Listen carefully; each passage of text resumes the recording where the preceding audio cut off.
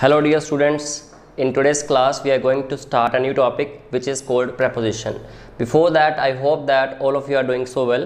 So in today's topic मैं पहले आपको इंट्रोडक्शन दे देता हूँ कि इस टॉपिक की रिलेशन क्या है पूरी ग्रामर के अंदर और इस टॉपिक की कितनी रेलिवेंस रहेगी। देखिए जब भी आप एक सेंटेंस को बनाते हैं, जब भी आप सेंटेंस बनाते हो, while you are trying to recite something, you are trying to write something, you are trying to communicate with anybody, आपको एक सेंटेंस को पूरा करने के लिए काफ़ी सारे वर्ड्स चाहिए होते हैं जिसमें हम बात करते हैं पार्ट्स ऑफ स्पीच की। आई होप आप लोगों ने वीडियो देखी होगी पिछली, जिसमें हमने बात करी थी introduction two parts of speech, जिसमें सारे वर्ड्स थे नाउन, प्रोनाउन, आर्टिकल। देखिए ऐसा कुछ भी नहीं है कि इसको टॉपिक को समझने के लिए हमें नाउन डिटेल में पढ़ना पड़ेगा, इस टॉपिक को समझने के लिए हमें प्रोनाउन डिटेल में पढ़ना पड़ेगा। सिर्फ एक थोड़ा आइडिया होना चाहिए कि नाउन क्या है या प्रोनाउन क्या है, एडजेक्टिव क्या है या वर्ब क्या है। क्लियर? तो आपको अगर ये आइडिया तो आप प्रेपोजिशन को बेहतरीन तरीके से यूज़ कर सकते हैं। So what we are going to learn in this topic is कि जब भी बात होती है किसी सेंटेंस को बनाने की, there are an number of mistakes that we people make. जैसा कि एक बड़ी सिंपल एग्जांपल मैं लूँ, I am aware about this fact.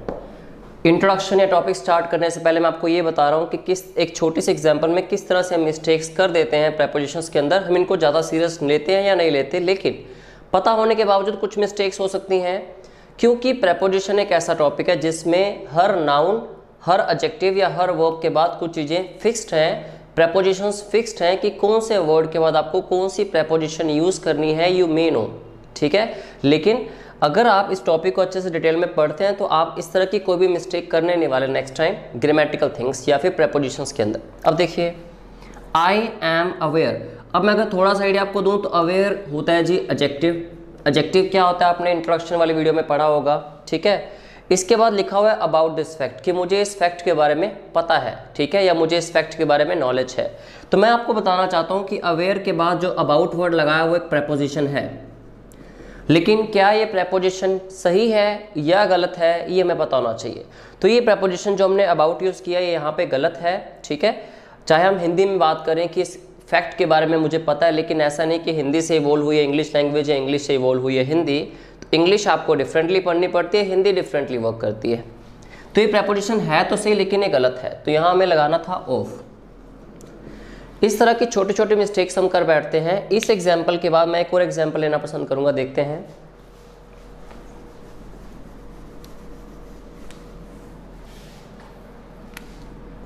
She is engaged with her work. अब देखिए एंगेज्ड वर्ड का मीनिंग आपको पता है। एंगेज्ड वर्ड के बेसिकली दो मतलब होते हैं, एक होता है एब्जॉर्ब्ड होना या बिजी होना, दूसरा होता है जब सगाई होती है दो लोगों की, जिसको हम रिंग सेरेमनी का नाम देते हैं बिफोर मैरिज। ठीक है, तो एंगेज्ड के बाद विद भी लगता है, एंगेज्ड के बाद इन भी लगता है। तो हमें देखना है सेंटेंस के अंदर रिक्वायरमेंट किस चीज़ की है, विद की है या इन की है। तो आपको अगर दोनों का मीनिंग पता होगा कि एंगेज्ड विद का मीनिंग क्या है, एंगेज्ड इन का मीनिंग क्या है, you will be damn sure of this कि आपको कौन सी प्रेपोजिशन यूज़ करनी है इस सेंटेंस के अकॉर्डिंग। मैं कहना चाह रहा हूँ कि अपने काम में वो बिजी है, एंगेज्ड इन होगा, एंगेज्ड विद नहीं होगा। इस तरह आपको हर वर्ड, काफ़ी सारे वर्ड्स हम लर्न करेंगे एक्सरसाइज के अंदर, कौन से वर्ड के बाद कौन सी प्रेपोजिशन आनी चाहिए। लेकिन उससे पहले प्रेपोजिशंस हैं क्या, प्रेपोजिशंस को नॉर्मल लाइफ में, नॉर्मल सेंटेंसेस में आप कहाँ कहाँ यूज़ करते हो आपको पता होना चाहिए। So let us start with the topic, let us begin. So first of all just have a look on the definition. So the definition goes like preposition is a word, एक ऐसा word that proceeds का मतलब होता है जो पहले use होगा। किसके पहले यूज होगा? a noun और a pronoun। तो preposition एक ऐसा word है जो हमेशा ही noun या pronoun के पहले यूज होगा। सबसे पहली बात को आपको ख्याल रखना है। क्यों यूज होगा? what does it show? that shows its relation to another word in the sentence। तो सेंटेंस में जो दूसरा कोई और वर्ड है उसके साथ उसका रिलेशन बताने के लिए नाउन या प्रोनाउन से पहले जो वर्ड हम यूज करते हैं that is called a preposition. I hope this is clear to you in the sentence. तो एक प्रेपोजिशन ऐसा वर्ड है जो नाउन या प्रोनाउन के पहले यूज करते हैं, ठीक है, जो उसका रिलेशन बताता है किसी दूसरे, कोई भी दूसरा वर्ड हो सकता है सेंटेंस में, उसके साथ उसका रिलेशन बताने के लिए। वैसे तो आपने पढ़ लिया होगा इंट्रोडक्शन के अंदर कि नाउन और प्रोनाउन क्या होते हैं, फिर भी मैं अगर आपको एग्जांपल दूं नाउन प्रोनाउन की, फॉर एग्जांपल मैं बात करता हूं मेल, बॉय, स्टूडेंट, चेयर या गर्ल। तो ये सारे क्या हैं स्टूडेंट्स, नाउन्स हैं, ठीक है। अब अगर मेल के लिए मुझे एक प्रोनाउन यूज़ करना हो, अगर मैं बात करूँ प्रोनाउंस की, तो मेल के लिए आप ही यूज़ करेंगे, बॉय के लिए ही यूज़ करेंगे, स्टूडेंट के लिए ही भी हो सकता है, शी भी, because a student may be a boy, student may be a girl, तो ही भी हो सकता है स्टूडेंट के केस में, शी भी हो सकता है।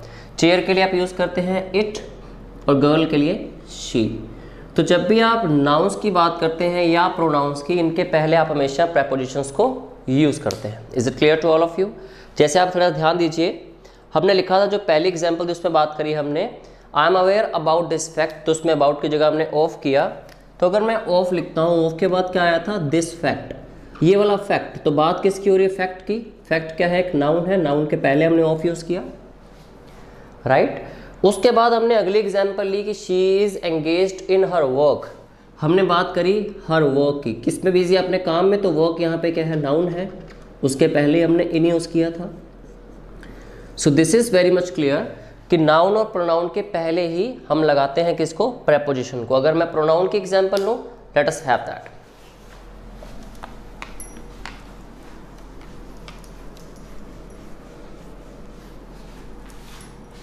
जैसा कि मैंने आपको कहा था कि जब भी हम बात करते हैं एंगेज्ड विद की, तो उसमें क्या होता है कि जब रिंग सेरेमनी या सगाई की बात होती है। तो अगर मैं कहूँ सरिता गॉट एंगेज्ड विद हिम, तो देखिए हिम यहाँ पे क्या है, प्रोनाउन है, प्रोनाउन के पहले हमने विद यूज़ किया, विद क्या है, प्रेपोजिशन। दो एग्जाम्पल्स हमने नाउन के पहले यूज़ किया प्रेपोजिशन को, इस एग्जाम्पल में हमने प्रोनाउन से पहले विद को यूज़ किया। मीन्स इतना क्लियर है कि नाउन और प्रोनाउन के पहले आता है जो वर्ड, उसको प्रेपोजिशन कहते हैं।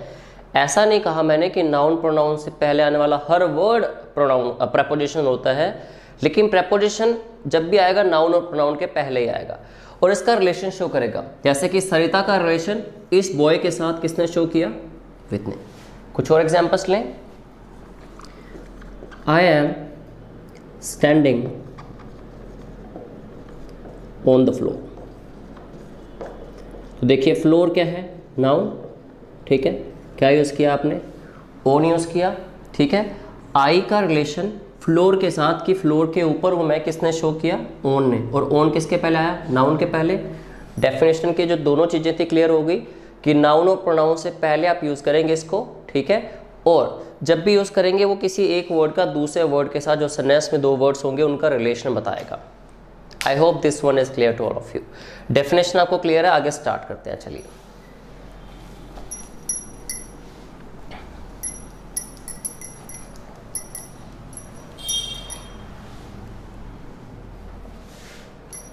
अब अगर बात करता हूँ मैं इसको, अगर हम थोड़ा क्लासीफाई करें और आगे चल के, तो अगर इसकी पहले डेफिनेशन की बात करूँ मैं और आगे चल के इसको डिफाइन किया जाए, अ प्रेपोजिशन में join which means shows relation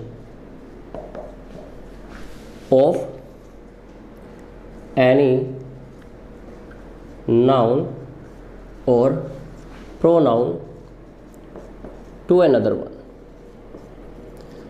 वैसे तो इसको हमने पीछे भी पढ़ा, लेकिन अभी मैं इसको दो तीन कैटेगरीज में क्लासीफाई करके बता रहा हूँ आपको।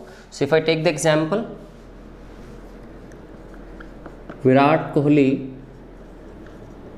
was in the cafe with Anushka Sharma. तो देखिए जरा, Virat Kohli is what, Virat Kohli is a noun, Anushka Sharma is what, this is a pronoun.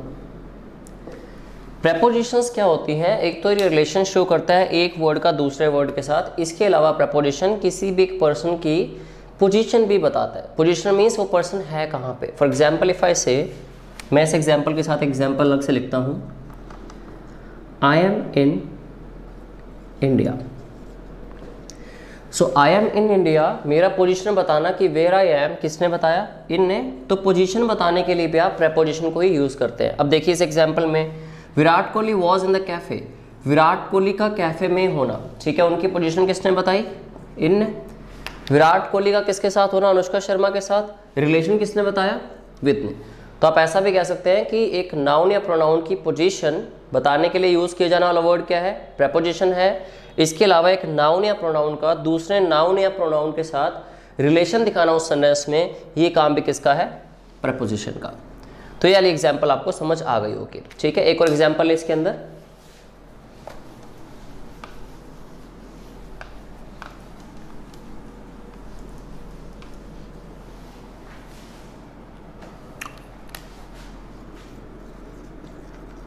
Children were in the garden, मैं साथ ये भी लिख देता हूँ, at home with their parents. तो अभी तक आपको मैंने जो 2 से 3 चीज़ें बताई, उन 2 से 3 चीज़ों की हम प्रैक्टिस करते हैं इस एग्जाम्पल में। पहला बताया कि जब भी प्रपोजिशन होगी वो नाउन या प्रोनाउन के पहले आएगी। पहले ये देख लेते हैं क्या ऐसा ठीक है, क्या नाउन और प्रोनाउन के पहले ही आ रही है प्रपोजिशन, ऐसा ठीक है या गलत है? Let us have a look. So मैंने लिखा द गार्डन। गार्डन क्या है? नाउन है, उससे पहले क्या आ रहा है? वर्ड इन आया, मतलब प्रपोजिशन नाउन के पहले आ रहा है, ठीक है। नेक्स्ट देखें, होम क्या है? नाउन, होम से पहले एट लगाया, मतलब प्रपोजिशन नाउन से पहले आ रही है। पेरेंट्स, देयर पेरेंट्स, पेरेंट्स क्या है? नाउन है, उससे पहले क्या आया? विद आया, मतलब नाउन के पहले ही प्रपोजिशन आ रही है। इस पूरे सेंटेंस में मैंने 3 प्रपोजिशंस यूज़ किए, ये मैंने ऑप्शनल रखा। ऑप्शनल कैसे कि एक ही सेंटेंस में हम 2 चीज़ें कवर अप कर रहे हैं। एट होम लिख लो, चाहे आप इन द गार्डन लिख लो, ठीक है। सेकेंड चीज़ आपको बताई कि प्रपोजिशन एक वर्ड का दूसरे वर्ड के साथ रिलेशनशिप शो करता है, ठीक है। देखते हैं ऐसा है कि नहीं है। तो जो चिल्ड्रन है, इनका रिलेशनशिप किन के साथ है?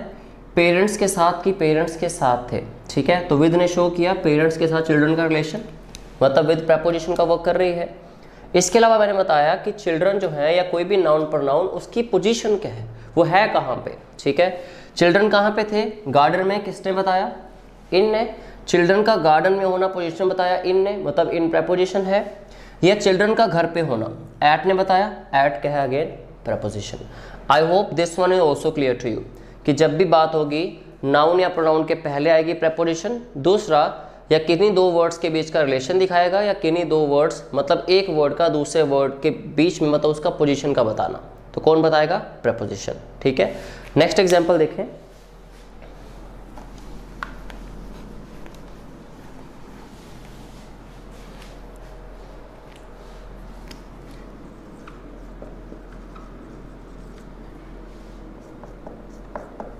It may also describe relation of a noun or pronoun to an adjective। Noun और प्रोनाउन का, नाउन और प्रोनाउन के साथ तो रिलेशन दिखा ही रही थी प्रपोजिशन, ये हमने पिछले एग्जाम्पल्स में देखा, ठीक है। अब क्या हो रहा है कि एक नाउन या प्रोनाउन का एक एडजेक्टिव के साथ रिलेशन दिखाना, ये भी कौन करेगा? प्रपोजिशन ही करेगी। How? Late us have a look on this. She was ashamed of her wrongdoing, कि वो शर्मिंदा थी अपनी गलती पे। अब देखिए, वो चीज़ आप बिल्कुल नहीं ठुकरा सकते, उसको आप कभी इग्नोर नहीं कर सकते, उसमें किसी तरह का डिलेमा, किसी तरह की कोई कॉन्ट्राडिक्शन नहीं है कि प्रपोजिशन नाउन या प्रोनाउन के पहले नहीं आएगी, हमेशा ऐसा होगा। देखिए ज़रा, जो ऑफ लगाया मैंने किसके पहले लगाया? हर रॉन्ग डूइंग, उसके गलती उसकी, ठीक है। तो रॉन्ग डूइंग यहाँ पे क्या होता है? नाउन होता है, नाउन के पहले प्रपोजिशन आई, एक चीज़ क्लियर हो चुकी है। अब देखिए यहाँ पे शी वॉज अशेम्ड, ठीक है। अशेम्ड क्या है यहाँ पे? एडजेक्टिव है, तो हमने एडजेक्टिव के बाद ऑफ लगाया, और यहाँ पे आपको ख्याल रखना है कि अशेम्ड है तो उसके बाद ऑफ ही आएगा। ऑफ क्यों आया? ग्रामेटिकल कुछ चीज़ें हैं जो वैसा हमने आपको पहले बताया कि कुछ वर्ड्स के बाद फिक्स वर्ड्स हैं, फिक्स प्रपोजिशंस हैं, ठीक है। अशेम्ड है तो अशेम्ड के बाद ऑफ ही आएगा, दैट इज वेरी ऑब्वियस। जैसे मैंने पीछे एग्जांपल ली थी, आई am aware of the fact, aware के बाद भी क्या लगाया था? ऑफ लगाया था हमने। वैसे ही the box was filled with chocolates. Chocolates क्या है? नाउन, नाउन के पहले आया विद। एक पॉइंट तो क्लियर है कि नाउन के पहले प्रेपोजिशन आ रही है। बॉक्स वॉज फिल्ड, फिल्ड यहाँ पे क्या है? एडजेक्टिव, तो फिल्ड के साथ हमने लगा दिया with. Is clear to all of you? तो हमेशा ख्याल रखिए कि आप एडजेक्टिव्स के बाद प्रेपोजिशन लगा के एडजेक्टिव का भी रिलेशन किसी नाउन के साथ दिखा सकते हैं, लेकिन किसकी हेल्प से? एक ही वर्ड है, दैट इज प्रेपोजिशन। नेक्स्ट देखते हैं और क्या हो सकता है प्रेपोजिशन से।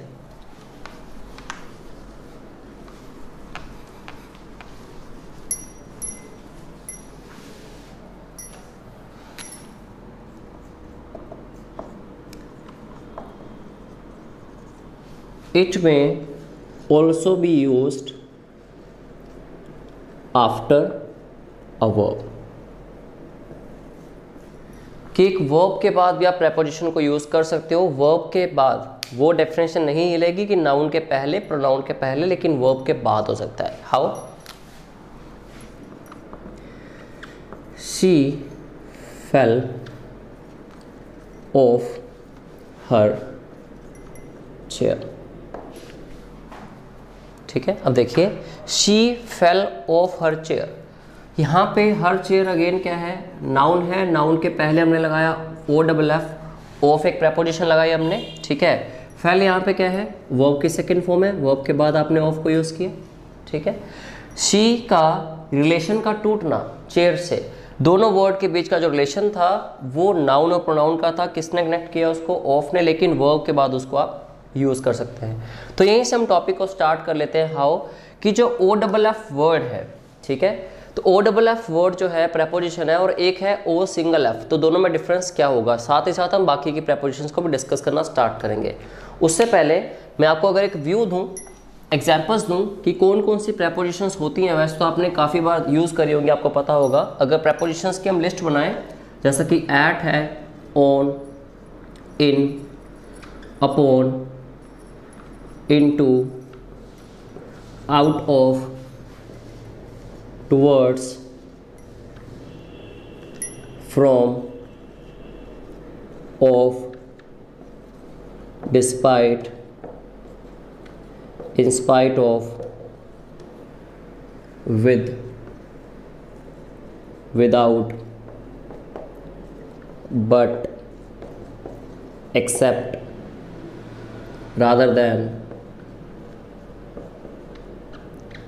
Instead of. इसके अलावा आप एग्जाम्पल ले सकते हैं beside, besides, etcetera.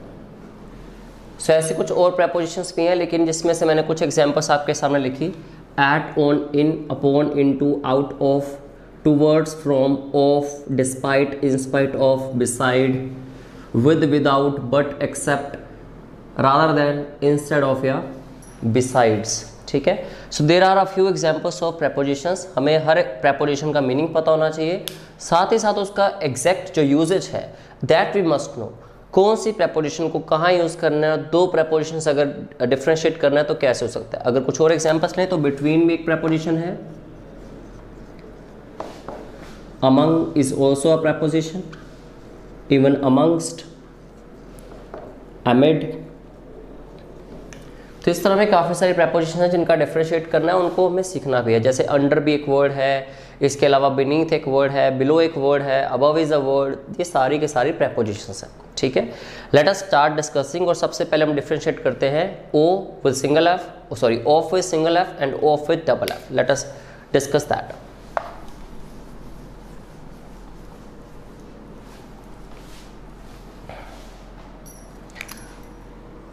Of versus of.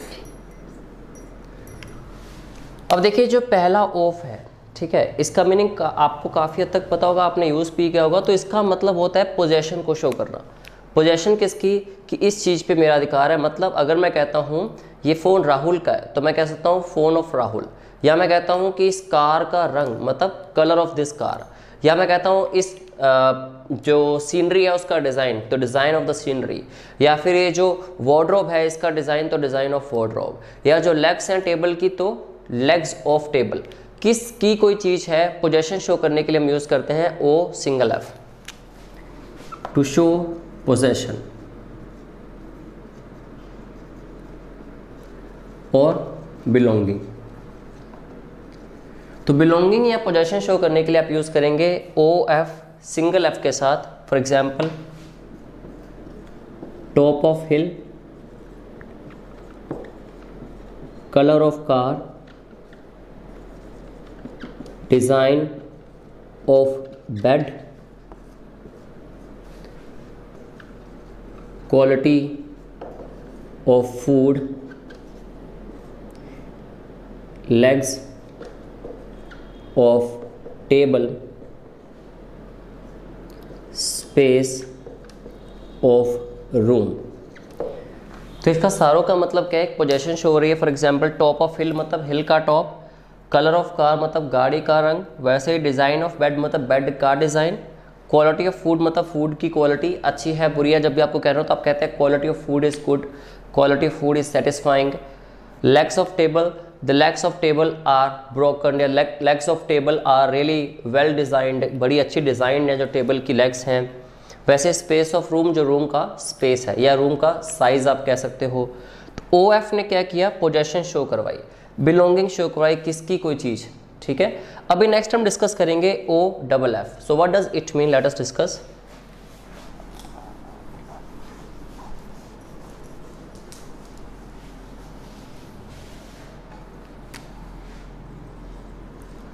It shows separation।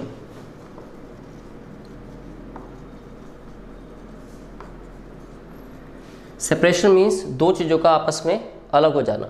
आपको याद होगा पीछे मैंने एग्जांपल ली थी, she fell of her chair. तो चेयर से उस लड़की का गिर जाना मतलब सेपरेट हो जाना, हमने क्या यूज़ किया, OFF। ठीक है। अगर एक पर्सन एक ब्रिज से या किसी प्लेन से या क्लिफ से मतलब एक चोटी से, पहाड़ की चोटी से छलांग लगाता है तो वहाँ से वो सेपरेट हो जाएगा, तो मैं क्या यूज़ करूँगा, he jumped off the Cliff.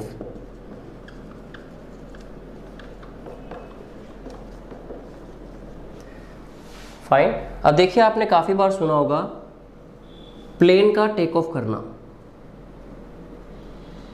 सिर्फ the plane goes like this, plane take off करता है। ठीक है, तो वो क्या होता है, जो बेस होता है नीचे सरफेस एरिया है जो अर्थ है उससे क्या होता है, टेक ऑफ करता है, मतलब उससे सेपरेट हो जाता है। ठीक है, इसलिए हम यूज़ करते हैं टेक ऑफ फॉर प्लेन। अब मान लीजिए एक स्टेज है, या एक व्हीकल है, कुछ भी है। इस स्टेज पे मान लीजिए एक पर्सन खड़ा हुआ है, कोई भी पर्सन।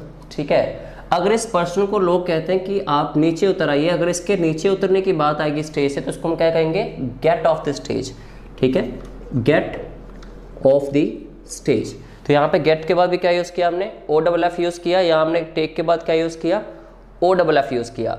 टेक ऑफ करना प्लेन का मतलब उसका बेस से, अर्थ से सेपरेट हो जाना। वैसे ही इस पर्सन का स्टेज से नीचे उतरना मतलब इसका गेट ऑफ करना। ठीक है, स्टेज से सेपरेट हो जाना। वैसे अगर आप चाहे किसी व्हीकल की भी बात करते हैं, अगर कोई पर्सन किसी गाड़ी में है, ठीक है, इफ ही और शी इज ट्रैवलिंग, आप उस मोमेंट पे भी बात करोगे। अगर किसी भी आप व्हीकल की बात करते हो, इस व्हीकल से अंदर से भी किसी पर्सन का उतर के बाहर आना, तो उसमें भी हम क्या यूज़ करेंगे, get off. For example get off the vehicle, get off the car, get off the jeep, get off the aeroplane, get off the bus. ठीक है, किसी भी व्हीकल से नीचे उतरना, किसी भी स्टेज से नीचे उतरना या प्लेन का ऊपर जाना, तो टेक ऑफ। तो जब भी आप OFF लगाते हैं वहाँ पे क्या आती है, सेपरेशन आती है। मैं एक और एग्जांपल लेता हूँ।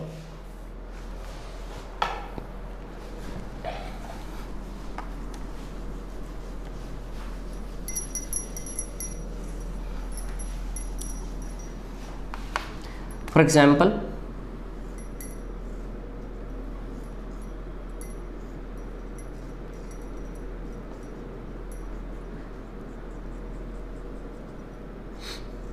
If this is a table and इस टेबल के ऊपर कोई भी एक ऑब्जेक्ट पड़ा हुआ है, कोई भी एक ऑब्जेक्ट है। फॉर एग्जाम्पल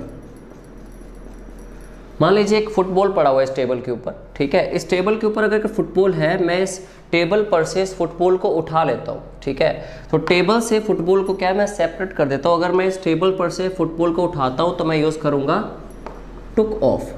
पास्ट में यूज़ करूँगा टुक ऑफ, प्रेजेंट में आप टेक ऑफ कह सकते हैं। तो एग्जाम्पल कैसे बनेगी, I took the football off the table. I took the football off the table. अब यहाँ पे आपको थोड़ा डाउट क्या आता है, अगर आप हिंदी में इसको करेंगे कन्वर्ट, अगर हिंदी में इसको आप ट्रांसलेट करते हैं तो आप कहते हैं मैंने टेबल से फुटबॉल को उठाया। यहाँ पे वर्ड आता है टेबल से फुटबॉल को उठाया, तो फिर फ्रॉम का मतलब इससे होता है जैसे कि मैं चंडीगढ़ से हूँ, ठीक है, या फिर वो एक छोटे परिवार से बिलोंग करती है या छोटे परिवार से बिलोंग करता है। जहाँ बात करें कि ये जो पानी है रेफ्रिजरेटर से आया है या फिर वो कनाडा से वापस आ रही है, यहाँ पे भी से ही आ रहा है वर्ड, यहाँ पे भी से आ रहा है, ठीक है। तो आप ख्याल कर रखेंगे, ध्यान कर देंगे आप, अगर आप किसी चीज़ को उठा के सेपरेट कर रहे हैं तो वहाँ पे जो वर्ड है ऑफ, उसका मतलब से हिंदी में है, लेकिन उसका मीनिंग वहाँ पे क्लियर है। अब जो वर्ड फ्रॉम है उसको भी डिस्कस कर लेते हैं कि वो कहाँ कहाँ पे यूज़ होगा। तो उसको देखिए ज़रा, फ्रॉम को हिंदी में मत जाओ आप, हिंदी में इसको मानता हूँ मैं कि से कहते हैं, ठीक है, लेकिन इसका मीनिंग बिल्कुल डिफरेंट होता है। व्हाट डज इट मीन, कहाँ कहाँ पे यूज़ होगा? स्टार्टिंग पॉइंट,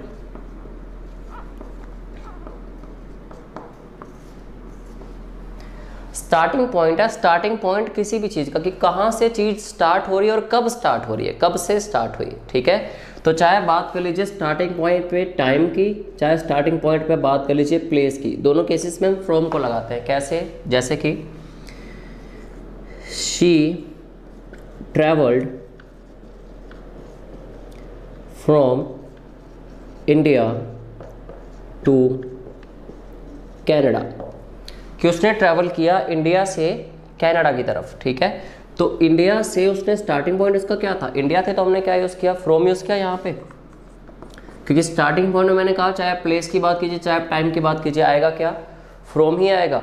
नेक्स्ट एग्जाम्पल अगर मैं लूँ प्लेस की ही, the water is coming from a spring, तो जो पानी है वो एक स्प्रिंग से, मतलब एक झरने से आ रहा है। तो पानी कहाँ से आ रहा है, एक स्प्रिंग से आ रहा है, तो उसका स्टार्टिंग पॉइंट क्या है, स्प्रिंग है, तो हमने क्या यूज़ किया यहाँ पे भी, फ्रॉम यूज़ किया। तो दोनों एग्जांपल किससे रिलेट हो रही हैं, स्टार्टिंग पॉइंट में प्लेस से। अभी हमें स्टार्टिंग पॉइंट पे टाइम के भी कुछ एग्जांपल्स देखनी है। I hope you guys are taking them down, आप इन एग्जाम्पल्स को नोट कर रहे हो और अपने नोट्स आप बना रहे हो, क्योंकि इन फ्यूचर आपको यही काम आएंगे। अब बात करता हूँ मैं प्लेस के अलावा टाइम के एग्जाम्पल्स की। तो टाइम के एग्जाम्पल्स ले लेते हैं कुछ।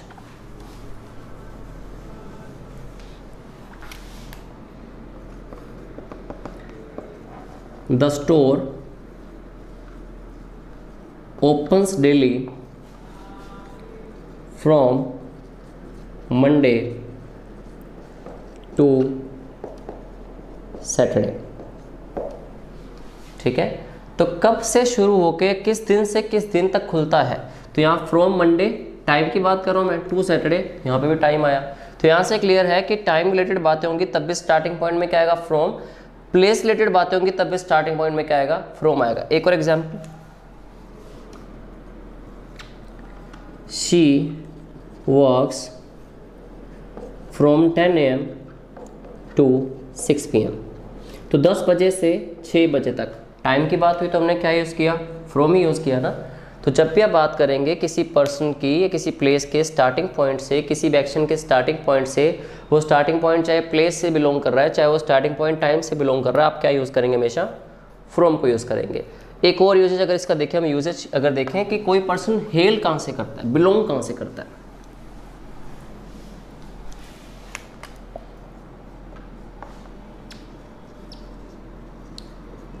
अगर किसी पर्सन की बिलोंगिंग्स या किसी भी एक नॉन लिविंग थिंग की बिलोंगिंग्स, तो मैं दोनों की एग्जांपल लेता हूँ, पर्सन की भी और नॉन लिविंग थिंग की भी, कि जब बिलोंगिंग्स की बात आएगी तो आप फ्रॉम को कैसे यूज़ करते हैं। जैसा कि मैंने पहले भी कहा, I am from Chandigarh, they come from Punjab, कि वो लोग पंजाब से हैं, ठीक है, तो इनकी भी बिलोंगिंग की बात हुई, फ्रॉम से बताया। या फिर आई एम फ्रॉम चंडीगढ़, मेरी भी बिलोंगिंग की बात हुई तो मैंने फ्रॉम से उसको डिनोट किया। ऐसे अगर मैं कहता हूँ कि मैंने ये जो फ़ोन परचेज़ किया ये 34 की मार्केट से परचेज़ किया, तो फ़ोन बिलोंग कहाँ से करता है, 34 की मार्केट से, जहाँ से परचेज़ किया गया। तो I purchased this phone from sector 34। ठीक है, तो मैंने ये फ़ोन परचेज़ किया सेक्टर 34 से, तो फ़ोन कहाँ से बिलोंग कर रहा है? सेक्टर 34 से। ठीक है, तो अब देखिए जब भी हमने बात करी किसी नो लिविंग की या लिविंग की बिलोंगिंग्स की, तो वहाँ पे क्या आया? फ्रॉम आया। जब भी हमने बात करी किसी स्टार्टिंग पॉइंट की, स्टार्टिंग पॉइंट चाहे टाइम से रिलेट कर रहा था, चाहे स्टार्टिंग पॉइंट किसी प्लेस से रिलेट कर रहा था, लेकिन हमने प्रपोजिशन क्या यूज़ करी?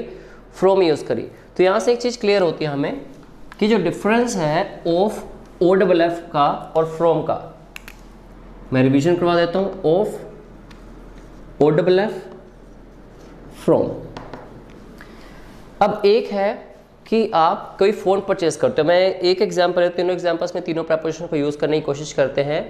आप एक फ़ोन परचेज करके लाए, बिलोंगिंग्स दिखानी है फ़ोन की, तो कहाँ से दिखाओगे? फ्रॉम से। आई, मान लो मैं पेन की बात करता हूँ, I bought a pen from the nearby market. तो जो मेरे आसपास मार्केट है, मैंने वहाँ से पेन परचेज़ किया, तो पेन की बिलोंगिंग दिखाई हमने फ्रॉम के साथ।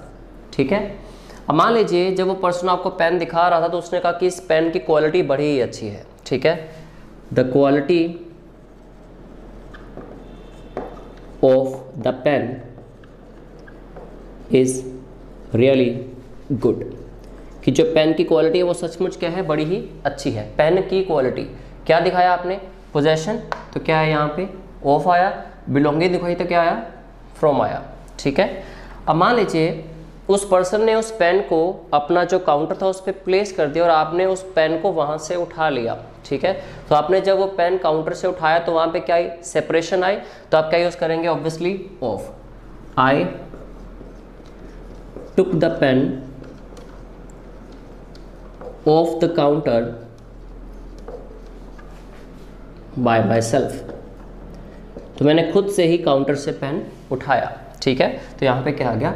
ऑफ आ गया। तो देखा जाए तो हिंदी में यहाँ पे भी क्या आ रहा है? मैंने इस मार्केट से परचेज किया, मैंने काउंटर से उठा लिया। लेकिन हिंदी में इन दोनों वर्ड्स में डिफरेंस है, लेकिन इंग्लिश में, हिंदी में अगर सेम वर्ड है लेकिन इंग्लिश में क्या है? डिफरेंस है। वहाँ पे सेपरेशन की बात हो रही, वहाँ पे बिलोंगिंग की बात हुई। यहाँ पे पेन की क्वालिटी की बात हुई तो क्या आया? OF आया। तो यहाँ से क्लियर हो गया कि ऑफ शो क्या करता है? पोजेशन। OFF क्या शो करेगा? सेपरेशन। और फ्रॉम क्या यूज करेगा? बिलोंगिंग या स्टार्टिंग पॉइंट। ठीक है, अब मैं ये कह दूं कि इसी सेम पेन को मैंने सुबह 5 बजे से शाम के 6 बजे तक यूज़ किया और ये पेन ख़त्म हो गया। ठीक है, तो I used the pen from 5 AM to 6 PM and it got empty. I used the pen from, या मैं अगर from morning to evening कहूँ तब भी ठीक रहेगा। I used the pen from morning to evening, तो यहाँ पे क्या शो कर रहे हैं हम? Starting point. ठीक है, स्टार्टिंग पॉइंट किसका? कि पेन कब से यूज़ होना स्टार्ट हुआ, तो वहाँ पे हमने क्या यूज़ किया? मॉर्निंग। उसके बाद फ्रॉम के बाद आप टू लगाते तो उसके बाद इवनिंग आ गई, कब तक आपने यूज़ किया। So this was the difference between these 3 basic propositions की O single F, O double F और फ्रॉम में फ़र्क होता क्या है। आई होप ये वाली चीज़ आपको क्लियर है। अभी इसके बाद जो नेक्स्ट क्लास है, नेक्स्ट क्लास में हम लोग स्टार्ट करेंगे जो डिफरेंस है बिटवीन और अमंग का।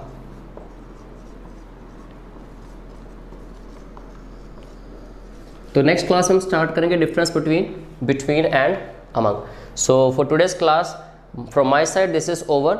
नेक्स्ट क्लास में पढ़ते हैं बिटवीन, अमंग और इस तरह की काफ़ी सारी प्रपोजिशंस कि उनके बीच में डिफरेंस क्या है। So till then thank you so much, have a good day.